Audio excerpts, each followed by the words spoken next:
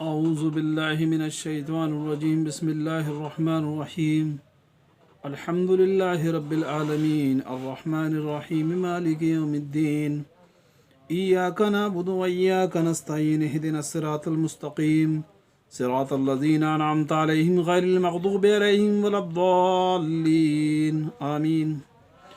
اللہم صلی علی محمد وعلی آل محمد كما صليت على إبراهيم وعلى آل إبراهيم إنك حميد مجيد اللهم بارك على محمد وعلى آل محمد كما باركت على إبراهيم وعلى آل إبراهيم إنك حميد مجيد۔ تمام قسم کی حمد و ثنا، کبریائی اور بڑائی اس خالق کائنات اور مالک ارض و سما کے لیے لائق اور زیبا ہے جس نے آپ اور ہم سب کو پیدا فرمایا۔ بیش بہا درود و سلام ہوں اس ہستی مقدسہ مطہرہ پر کہ جن کا نام نامی اسم گرامی حضرت محمد الرسول اللہ صلی اللہ علیہ وسلم ہے، کہ جن کو اللہ رب العزت نے تمام بنین و انسان کے لیے تا قیامت تک کے لیے نبی اور رسول بنا کر کے اس دار فانی کے اندر مبعوث فرمایا۔ اللہ رب العزت نے نبی کریم صلی اللہ علیہ وسلم کے ذریعے سے جو عظیم المرتبت کتاب ہم مسلمانوں کو عطا کی یا پوری انسانیت کو عطا کی، اس کو قرآن مجید کہتے ہیں۔ آپ کو یہ چیز معلوم ہے کہ کچھ ہفتے قبل سے جو موضوع چل رہا تھا وہ شرک اور اس کی تباہ کاریاں تھیں۔ اللہ رب العزت کا یہ قرآن کریم جو اللہ رب العزت نے انسانوں کی رشد و ہدایت کے لیے نازل کیا ہے، یہ پورا کا پورا قرآن جو ہے اللہ رب العزت کی وحدانیت اور توحید کو بیان کرتا ہے۔ اللہ رب العزت نے جتنا زور اس کتاب کے اندر توحید پر اور شرک پر کیا ہے اتنا کسی اور چیز پر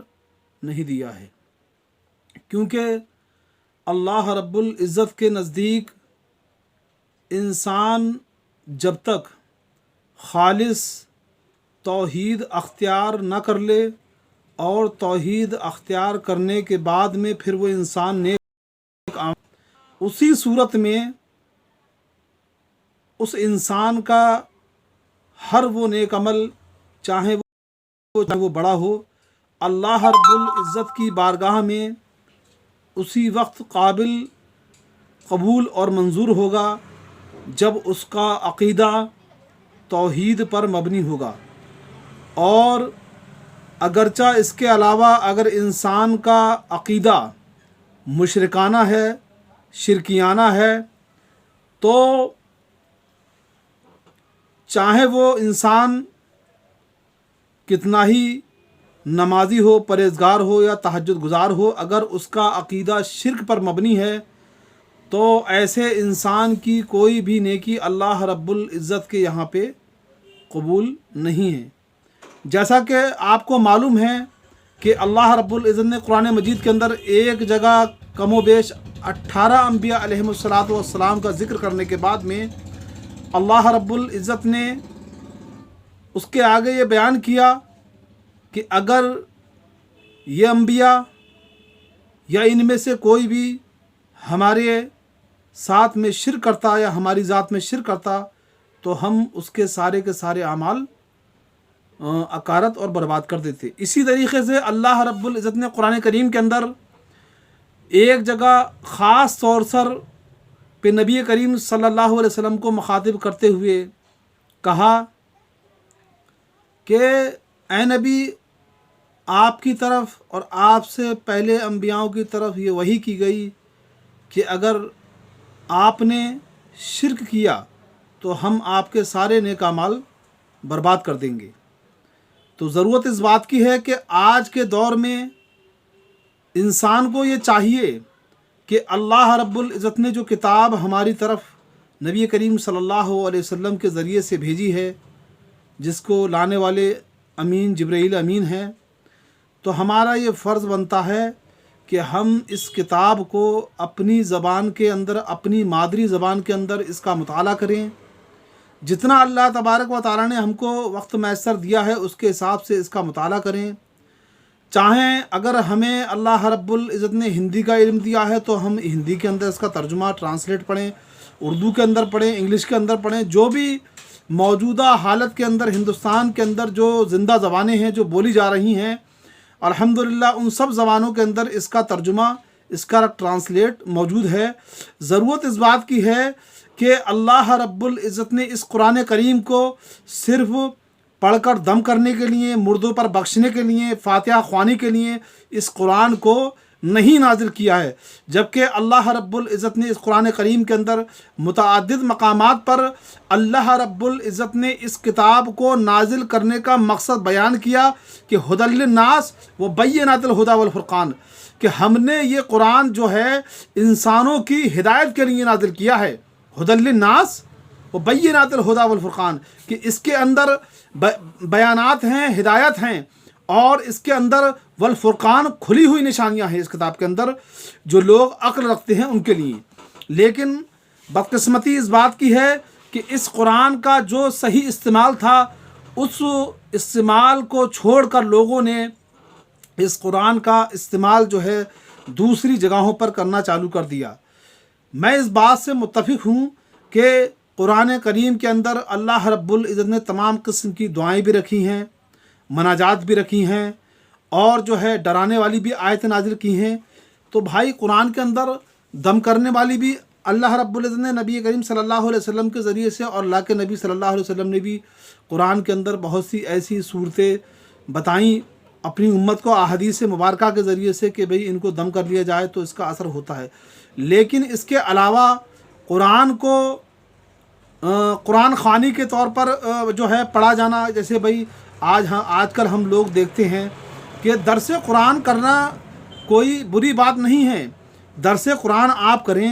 اس زبان کے اندر اس کا ترجمہ اور ٹرانسلیٹ امت تک پہنچائیں کہ جس زبان کے اندر امت جو ہے اس کے ترجمے کو سمجھ سکتی ہے. لیکن اس کے علاوہ کہ بھئی 50 100 200 لوگوں کو بلایا گیا اور عربی کے اندر جو ہے قرآن کو پڑھا گیا اور بخش دیا گیا. اب نہ ہی تو کسی کی سمجھ میں یہ آیا کہ قرآن بھئی ہم نے کیا پڑھا، کیا سمجھا. بھلے یہ ایک الگ چیز ہے کہ قرآن کا پڑھنا بھی جو اپنے اندر جو ہے وہ ایک ثواب کا حامل ہے، لیکن صرف ثواب کی ہی نیت سے پڑھتے چلے جانا اور یہ نہ سمجھنا کہ اللہ رب العزت نے اس قرآن کریم کے اندر ہم لوگوں کے لیے کیا میسج اور جو ہے کیا پیغام دیا ہے، اس کو ہم بھول جائیں. جیسے کہ مثال کے طور پہ کوئی بندہ جو ہے امریکہ یا اور کسی فارن کنٹری کے اندر رہتا ہے یا عربی کنٹری کے اندر رہتا ہے اور اس کی زبان صرف اور صرف عربی یا انگلش ہے، تو آپ مجھے یہ ایک بات بتائیے، کیا اگر وہ اپنے ہندوستان کے اندر رہنے والے والدین کو یا اپنے عزیز و اقربا کو جو انگلش اور جو ہے عربی کے اندر مہارت نہیں رکھتے ہیں، اگر وہ ان کو فون کرتا ہے تو آپ مجھے یہ بتائیے کیا وہ لوگ اس لینگویج کو سمجھ جائیں گے یا اس کے سوالوں کا جواب دیں گے یا وہ بات جو کرنا چاہ رہا ہے اس کو سمجھیں گے؟ تو میرے بھائی اس کے لیے اس کو ضرورت پڑے گی ایک ایسے ماہر انسان کی جو عربی یا انگلش کے اندر مہارت رکھتا ہو اور اس کا ترجمہ اس کی مادری زبان کے اندر اس کو سمجھا دے کہ بھئی تمہارا عزیز یہ بات آپ سے کرنا چاہتا ہے، یہ خیریت پوچھ رہا ہے، اور وہ بندہ ان کی بات کو اس تک جو ہے اسی کی لینگویج کے اندر ٹرانسلیٹ کرے گا اور اس کی بات کو مادری زبان کے اندر اس کو سمجھائے گا، اس کے چاہے والدین ہو چاہے عزیز و اقربا. تو بھائی اسی لیے ضرورت اس بات کی ہے کہ عربی جو ہے ہماری مادری زبان نہیں ہے، یہ اجمی زبان ہے. جو ہماری مادری زبان ہے جیسے اردو ہے، ہندی ہے وغیرہ، یا انگلش کے بھی اندر بھی کچھ مسلمان مہارت رکھتے ہیں، تو ہمیں ضرورت اس بات کی ہے کہ ہم کو اس زبان کے اندر جو ہے اس قرآن کریم کا ترجمہ لینا چاہیے. ویسے بھی ہم جو ہے فضول خرچی کے اندر تمام پیسے خرچ کرتے ہیں. تو میرے دوستوں، میرے عزیزوں، ہمیں ضرورت اس بات کی ہے کہ ہم اس قرآن کریم کا ترجمہ جو ہے اپنی مادری زبان کے اندر، اور اس بات پہ بھی اختلافات نہیں ہیں کہ بھائی ترجمہ کس جو ہے عالم کا لیا جائے. میں اس چیज़ کو نہیں کہوں گا کہ آپ جو ہے ترجمہ مولانا محمد جوناگڑھی صاحب کا پڑھیں، یا امام احمد رضا خان صاحب فاضل بریلوی اعلیٰ حضرت کا پڑھیں، یا تقی عثمانی صاحب کا پڑھیں، یا سید ابوالعلا مودودی کا پڑھیں، یا اس کے علاوہ بھی بہت سے ترجمے ہیں۔ میرے بھائی آپ ترجمہ پڑھیں، کسی بھی عالم کا پڑھیں، کسی بھی مکتب فکر کے ہیں آپ، چاہے آپ بریلوی ہیں، چاہے دیوبندی ہیں، چاہے اہل حدیث ہیں۔ تو سب سے پہلی بات ہے میرے عزیز، جو یہ کتاب اللہ رب العزت نے ہمارے پاس میں بھیجی ہے نبی کریم صلی اللہ علیہ وسلم کے ذریعے سے، یہ یوں ہی گنڈے تعویذوں کے لیے اور پھونکنے پڑھنے کے لیے نہیں، بلکہ بھئی یہ عمل کے لیے ہے۔ یہ کتاب جو ہے ایک مسلمان کا پورا دستور حیات ہے کہ اس کو کیسے زندگی اس دنیا کے اندر گزارنی ہے، کیسے حرام سے بچنا ہے، حلال اس کو کھانا ہے۔ آج جو ہے بڑی تکلیف ہوتی ہے، لا علم کی بنیاد پہ آج ہمارے مسلمان بھائی جو ہے مطلب شراب بھی پی رہے ہیں اور جو ہے سود بھی کھا رہے ہیں، انٹرسٹ پر لوگ جو ہے تمام سارے کام جو ہے اپنے انٹرسٹ پر کر رہے ہیں بھئی کہ سود کے اوپر کپڑا لے لیا، سود کے اوپر گاڑی لے لی، سود کے اوپر بنگلہ یا گاڑی بنا لی یا فیکٹری بنا کے کھڑی کر دی، اور سارا کام ان کا جو ہے سارا کا سارا دھندا جو ہے وہ سود پر مبنی ہے۔ تو اگر یہ وجہ اس بات کی ہے کہ لا علمی کی بنیاد پہ جو ہے ہمارے مسلمان جو ہے کچھ علم ہونے کے باوجود بھی ایسے پھندوں کے اندر پھنسے ہوئے ہیں، کیونکہ ان لوگوں کے لیے وہ راستہ ہموار کرنے والے اور کوئی نہیں بلکہ ہماری اس امت کے وہ علماء ہیں جو صرف اپنی جیبیں بھرنے کی خاطر کسی بھی مسئلے کو حلال اور کسی بھی مسئلے کو حرام بنا دیتے ہیں۔ وہ کہتے ہیں چلو خیر کوئی بات نہیں، انٹرسٹ لے کے مطلب سود پر گاڑی لے لی، یا سود پر بزنس کھڑا کر دیا، یا سود پر فیکٹری کھڑا کر دی تو کوئی بات نہیں، کیونکہ انڈیا کے رول اینڈ ریگولیشن کے حساب سے آپ جو ہے ایک بڑی رقم کی چیز جو ہے بغیر انٹرسٹ کے، بغیر سودی لین دین کے نہیں لے سکتے۔ تو میرے بھائی کیا ضرورت ہے، اتنا ہی رہے گا نا کہ آپ جو ہے کم پیسے والے رہ کے مر جائیں گے، یا جو ہے ایک اچھا قیمتی لباس نہ پہننے کے بجائے آپ ایک معمولی لباس پہن کے زندگی گزار لیں گے، اتنا فرق پڑے گا نا۔ لیکن میرے بھائی آپ 4 پہیے کی گاڑی نہ چلا کے ایک صرف ٹوٹی پھوٹی اسکوٹی چلا سکتے ہیں تو وہ آپ کے لیے بہتر ہے، وہ حلال کی ہو آپ کے لیے وہ بہتر ہے۔ آپ بھائی ایک مثال کے طور پہ سود پر ایک جو 2 ویلر لینے کے بجائے آپ ایک سائیکل چلا کے بھی زندگی گزار سکتے ہیں، تو بھئی اس میں آپ کی شان ہیٹی نہیں ہوگی۔ لیکن آپ اپنے لائف اسٹائل کو جو ہے بڑھانے کے لیے، آپ جو ہے اپنے لائف اسٹائل کو بڑھانے کی خاطر حرام اور حلال کا تمیز بھول جائیں۔ اللہ رب العزت نے جو چیز حرام کی تھی آپ پر، آپ اس کو اپنے لیے اپنے لائف اسٹائل کی خاطر، لوگوں کو اپنی مالداری کا جلوہ دکھانے کی خاطر، اس بنیاد پر اگر جو ہے آپ حرام اختیار کرتے ہیں اور علم ہے کہ یہ چیز غلط ہے تو وہ آپ غلط کرتے ہیں۔ اور علم ہونے کے بعد میں جو انسان جب گناہ کرتا ہے تو اس کا گناہ بھی لا علمی کی بنیاد پر جو انسان گناہ کرتا ہے اس سے بڑا ہے۔ بھائی ایک انسان کو لا علمی ہے کہ بھئی سود حلال ہے یا حرام ہے، اس بنیاد پہ اس نے لے لیا، لیکن اللہ رب العزت نے اس کو علم عطا کیا اور اس کے باوجود بھی اس کی یہی روش ہے کہ بھئی نہیں کھاتے رہو کوئی بات نہیں، بعد میں بوڑھے ہوں گے توبہ کر لیں گے، توبہ تلہ کر لیں گے، مر جائیں گے۔ لیکن ایسا نہیں، یہ تو کٹ حجتی ہے، یہ ہر درمی ہے، اپنے گناہ پر ڈٹے رہنا، علم ہونے کے بعد میں یہ غلط ہے اس کے باوجود بھی وہ گناہ کرتے رہنا، یہ جو ہے گناہ کبیرہ کے اندر شمار کر دیا جائے گا۔ بھائی اللہ تعالیٰ کی ایسا نہیں ہے کہ مطلب جو ہے آپ جو ہے کوئی بھی معاملہ جو ہے مطلب کر لیں اور سو چھوٹ جائیں، کیونکہ اللہ رب العزت نے سورہ زلزال کے اندر ارشاد فرمایا اذا زلزلت الارض زلزالها وَأَخْرَجَتِ الْأَرْضُ أَثْقَالَهَا وَقَالَ الْإِنسَانُ مَا لَهَا يَوْمَئِذٍ تُحَدِّثُ أَخْبَارَهَا بِأَنَّ رَبَّكَ أَوْحَىٰ لَهَا يَوْمَئِذٍ تُحَدِّثُ أَخْبَارَهَا بِأَنَّ رَبَّكَ أَوْحَىٰ لَهَا يَوْمَئِذٍ يَصْدُرُ النَّاسُ أَشْتَاتًا لِيُرَوْا أَعْمَالَهُمْ فَمَن يَعْمَلْ مِثْقَالَ ذَرَّةٍ خَيْرًا يَرَهُ اور فَمَن يَعْمَلْ مِثْقَالَ ذَرَّةٍ شَرًّا يَرَهُ۔ اس سورہ زلزال کے لاسٹ اسٹیپس میں اللہ رب العزت نے ارشاد فرمایا کہ وَمَن يَعْمَلْ مِثْقَالَ ذَرَّةٍ خَيْرًا يَرَهُ اور وَمَن يَعْمَلْ مِثْقَالَ ذَرَّةٍ شَرًّا يَرَهُ۔ اگر تم نے اس دنیا کے اندر رہتے ہوئے ذرہ برابر نیکی کی ہے تو اس کا بھی حساب تم قیامت والے دن اللہ رب العزت کے نزدیک دو گے، اور اگر تم نے ذرہ برابر خیر کا کام کیا ہے دنیا کے اندر رہتے ہوئے تو تم اس کا بھی हिसाब अल्लाह रब्बुल इज़्ज़त की बारगाह में दोगे। अब बहुत से लोगों ने, मैं आपको बता दूं, चाहे वो किसी भी जमात से जुड़े हुए हों, कुछ लोगों की एक जहनी फ़िक्र, एक जहनीत ये बन गई कि भाई चलो खैर कोई बात नहीं, हम तो शिरक करते नहीं हैं और बाकी तो छोटा मोटा गोलमाल करते हैं और भाई हम चले जाएंगे जन्नत के अंदर। तो भाई ऐसा हरगिज़ नहीं होगा। इंसान को, चाहे वो तौहीद परस्त हो, चाहे वो कोई भी हो, हर इंसान को अपने आमाल का हिसाब देना होगा। ऐसा नहीं है कि भाई हम तौहीद पर हैं, हम शिरक नहीं करते हैं, हम अल्लाह रब्बुल इज़्ज़त की ज़ात में, सिफ़ात में शिरक नहीं करते हैं, तो उसके अलावा जो भी चीज़ है हराम हलाल उसका तमीज़ छोड़ दें और उसको अपनी ज़िंदगी के अंदर जैसे चाहें अख्तियार कर लें। भाई हराम को हलाल बना लिया और हलाल को हराम कर दिया, क्योंकि भाई अपनी ज़िंदगी का लाइफ स्टाइल हमें देखना है। हमें जो है अल्लाह रब्बुल इज़्ज़त के कलाम की फ़िक्र नहीं है, उसकी तंबीहात की फ़िक्र नहीं है, अल्लाह के नबी सल्लल्लाहु अलैहि वसल्लम ने हमें क्या हिदायत दी हैं उसकी हमें फ़िक्र नहीं है। लेकिन जो हमने अपने लिए चाहा उसको हमने हलाल कर लिया और जिसको हमने हराम करना चाहा उसको हमने हराम कर लिया। भाई हराम या हलाल की अथॉरिटी अल्लाह रब्बुल इज़्ज़त ने, ये एक ऐसी चीज़ है कि जिसकी अथॉरिटी अल्लाह रब्बुल इज़्ज़त सल्लल्लाहु अलैहि वसल्लम तक को इस बात की इजाज़त नहीं दी है कि नबी जिस चीज़ को चाहें हलाल कर दें, जिस चीज़ को चाहें हराम कर लें। ये सिर्फ़ और सिर्फ ये अथॉरिटी अल्लाह रब्बुल इज़्ज़त के पास में है। तो मेरे भाइयों, हम लोगों को ज़रूरत बात की है कि हम मरने से पहले पहले जो भी हमसे गुनाह हुए छोटे मोटे, उनसे हम तौबा करें और हम उन गुनाहों से अल्लाह रब्बुल इज़्ज़त की मग़फ़िरत चाहें जो हमसे भूले में या जाने में या अनजाने में हुए हैं अब तक। और अल्लाह रब्बुल इज़्ज़त से दुआ करें कि अल्लाह रब्बुल इज़्ज़त हमें जो है हराम से बचने की और हमको हराम से बचने की और हलाल की रोज़ी जो है कमाने की तौफ़ीक़ अता फ़रमाए। और हमारे उलमाओं की भी ये ज़िम्मेदारी बनती है कि वो किसी लागो लपट के बग़ैर जो है हलाल और हराम के मामले में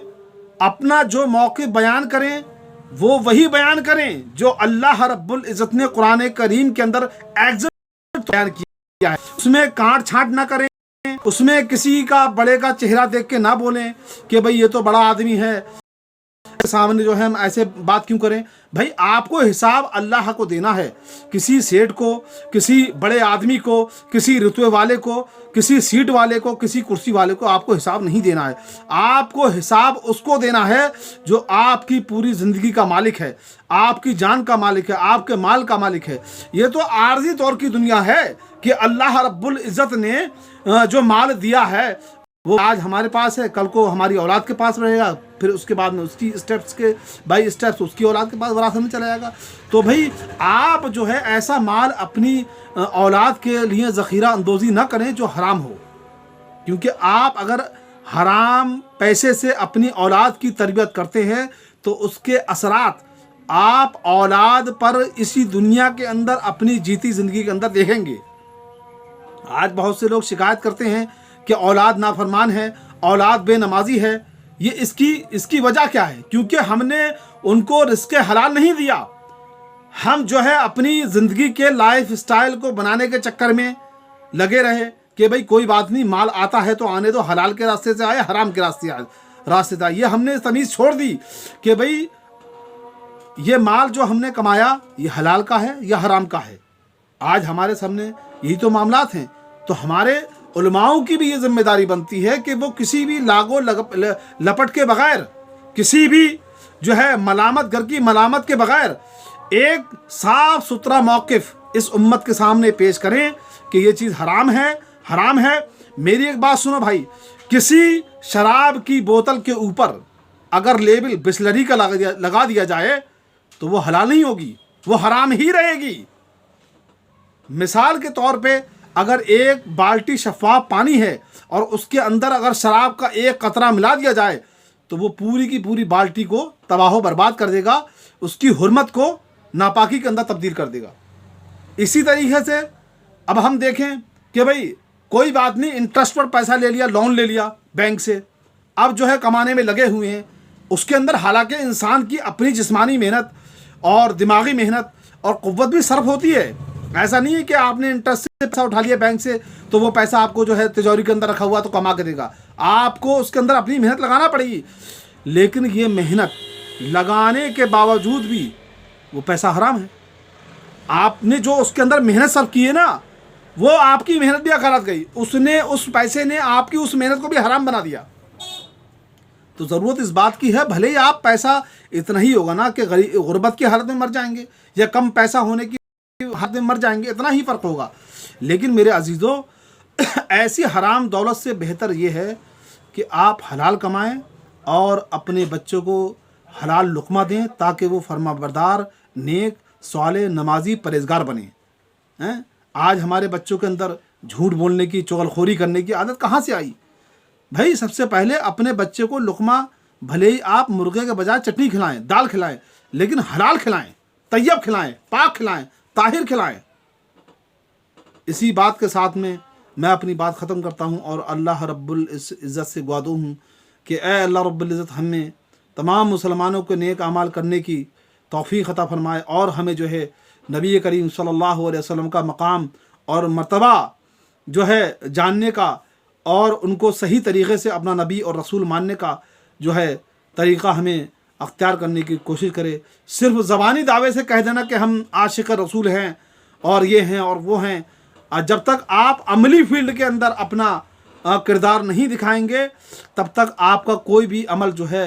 अल्लाह रब्बुल इज़्ज़त की जो है निगाह में काबिल क़बूल नहीं होगा। व आखिरु दावाना अनिल हम्दुलिल्लाहि रब्बिल आलमीन। अस्सलामु अलैकुम व रहमतुल्लाहि व बरकातुहू।